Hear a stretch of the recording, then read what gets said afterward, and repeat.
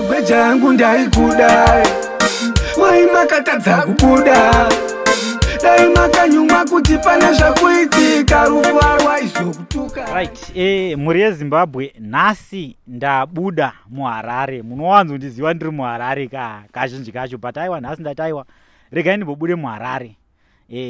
Ndafamba makilometers akawanda kuuya kuno kwatiri kwaMutoko. Pane nhau yatafambira panapa, nhau yevanhu vanonzi vakafira mumaini vachiita zvokukorokoza goridhe. Vanhu vakawanda, munongoziva mararamiro edu isusu akasiyana siyana. Mumwe anoita zvokukorokoza, mumwe ndipolitician, mumwe anoita zvokutengesa, ndo zvinongoita life handitika. So panapa ndine hama yangu yandinayo panapa yada kuti tinatsonzwa tive neprimary evidence kuti chii chakanyanyoitika pamaini kana kuti oraiti pagomba rinocherwa goridhe kuti pazosvike pakurasikirwa nevanhu vakawanda. Mukoma wangu makasimba here? Tinofara kana makasimbawo mukuru wangu. Aiwa, tinofara. Muri kubuda paTV handitika, muri paChipanda Media. Aiwa, tokutendai nekutishanyirawo kuno. Nyika yese iri kukuonai, wese munhu ane internet access ari kukuonai handitika. Mukoma, pane chiitiko chakaitika chinokachamadza, chinosuwisa, chinosiririsa kuno kwaMutoko kuno. Andide kwaMutoko? NdekwaMutoko kumakaha kuno. Alright, kwamakaha. Tendiri padhuze nechitsambiro here? Handikoko chaiwo. Madezi atakakura pane kangasongo kaimbwa kainzi chitsambiro bhodha makaha, chitsambiro waende makaha. Taingokanzwa. Sort like kejiti handitika. Right, mukoma, ndofunga madezi adarika pane news dzakabuda painternet zvinzi vanhu vazofira vachikorokoza, vanhu vazodai, vanhu vazodai. Saka tati aiwa isusu seChipanda Media hatidi kuita makuwa, regai tisvike paground pakaitika chiitiko ichi tinatsonzwa kuti chii zvakanyatsofamba sei, vanhu vari kufa mumugodhi umu, chii chinatsoitika mukoma, natsoti tsanangurirai. Pane vakomana vakadhirikirwa paseri papapa nemugodhi. Vakadzika pasi, mvura bva yatanga kunaya. Saka kana uri pasi pemugodhi hauzivi kuti kunze kuri kuita sei, kuri kunaya. Saka ndo pakazodhirikawo mugodhi, bva wafushirwa. Wani wavo akapona ipapo ndiye akakwanisa kutaura kuti vamwe vakomana enge ndinawo pasi apo vaita sei, vatsitsirirwa, havana kukwanisa kubuda. Saka vakambozama kucherwa ipapa, but nekuda kwemvura, mvura yaibva yajenga, saka havana kukwanisa kuita sei, kubuditswa. Saka ipapa pakatombomirwa kushandwa, kana mvura yazoti perei ndokuti pazokwanisa kutocherwa kuti vakwanise kuigwa vakomana. Zvakare tsaona dzikuitika dzakawanda mumigodhi. Alright mukoma, mirai ndimbokubatei muromo zvishoma. Saka munoreva kuti kutaura kuno kwatikuita kunoku mabhodhi avo achiri pasi? Ichokwadi. Pane vanhu vakafira pasi apa, kune vamwe vamunoziva here kana ingave shamwari roro? Vamwe taingozivawo kuvaona, kusemagweja tinenge tichingozivana kuti ningi. Tinenge tichingozivanawo kuonana mumabasa imomo, tichanda tese tichingopesana. Saka umwe unotozonzwa kuti mukomana aibva kwakati, mukomana akadai, nemapictures. Vamwe vacho vanotozoita kufungirwa. Pamwe pacho unoona kutozoshaya hama yako, vamwe vanotozonzi ndofunga akafira kumaini, unotodza kuzikanwa kuti wafa. Ndozvinowanzoitika kumamaini. Alright, mukoma wangu, ini ndinobva kuHarare, handinasonzwisisa nezvemugodhi. Ndokunzonzi munhu apinda pasi pemugodhi adai ari kuchera goridhe, handinasonzwisisa. Munhu anogona kupinda mameters mangani pasi apa achikorokoza goridhe? Pasi pakakura apa mukoma wangu. Irwendo. 100 meters inonotoita straight winch, then tutozotanga kufamba zvekuti tinokuenda zienda nakuenda zvichingoenderana nekuti maini yacho yakakura. 100 meters ndodziziva kai ndaimbodzimhanya kuchikoroka. 100 meters kudzika kudai so, kudzika iri straight winch, then ozodai so, then ozodai vakomana akangodai ane matonera pasi apa. Panenge pane matonera zvekuti tinenge takatokutsigai muri kuHarare, tinenge takatokusengai kuisa paChipanda. Tonera ndoriziva kaini? Tonera pani ndorizivira kwedu indobva kwamuriwa kakuzumba maraba pfungwe kawo wokuzasuku. Right.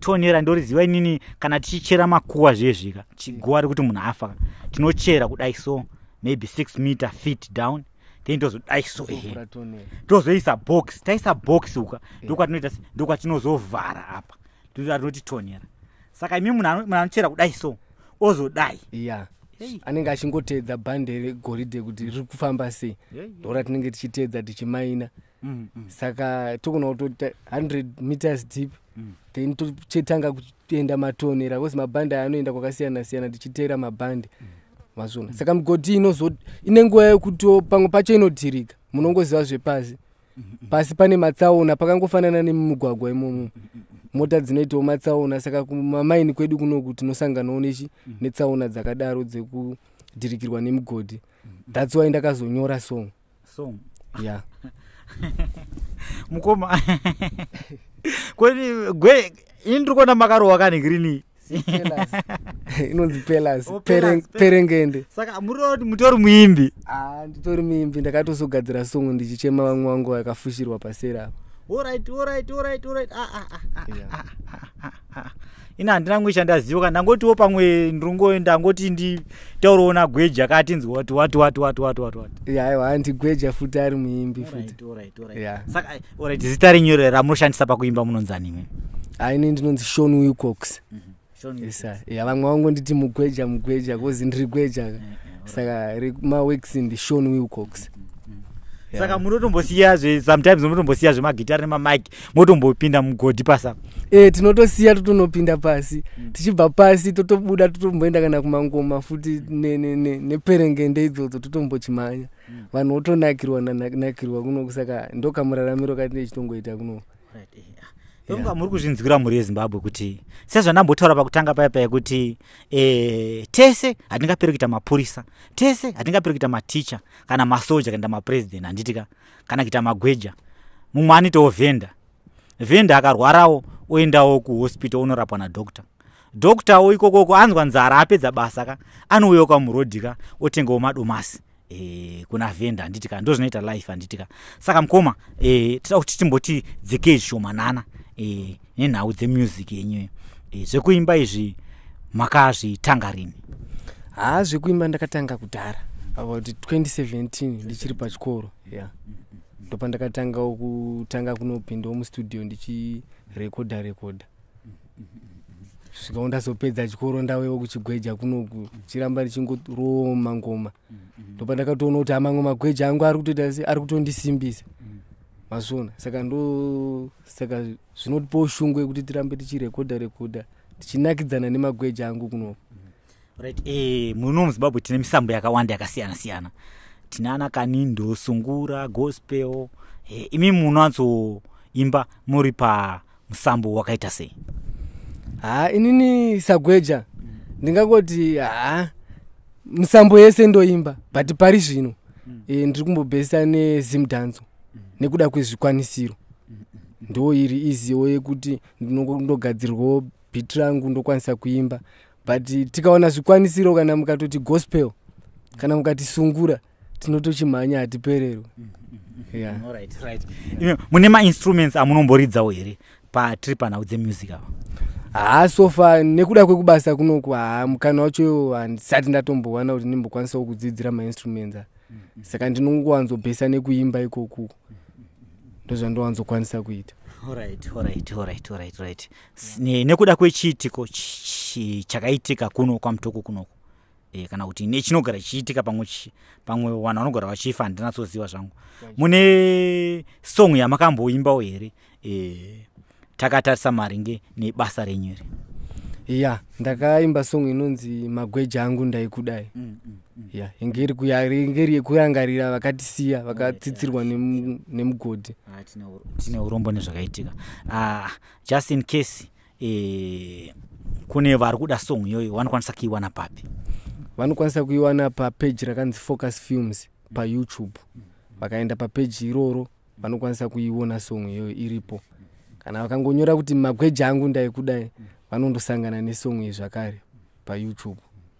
But inini manje handisogutsikana kuti ndimi because song iyoyo ndakambonaitenderera paTikTok mastreet esocial media mandoswerawo muchiona kuti zvirikufamba sei but handisogutsikana kuti ndimi song iyoyo. Amukoma ndimi taurai chokwadi mukoma? Aiwa handini handini nyaya yekuti munhu wagweja akawana wazobhilivha kuti hazveshuwa here but gweja munhu wose vamweka saka tisi takaita basa iroro. Ayo right, munokwanisa kumbovaroera akapela kuti vanazobhilivha kuti ndimi vanoda kutenda vaona akasatomazika vana.